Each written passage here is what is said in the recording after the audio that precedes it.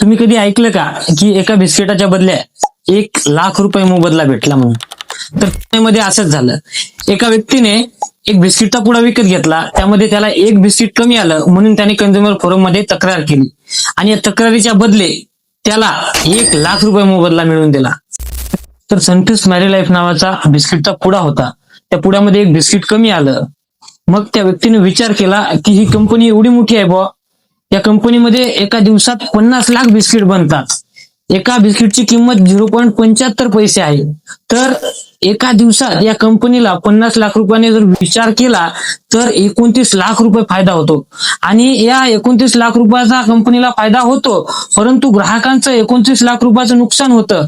त्या व्यक्तीने कोर्टाच्या निदर्शनास आणून दिलं, म्हणून त्या व्यक्तीला एक बिस्किट कमी आल्यामुळं 1,00,000 रुपये मोबदला तिथल्या न्यायालयाने मिळवून दिला.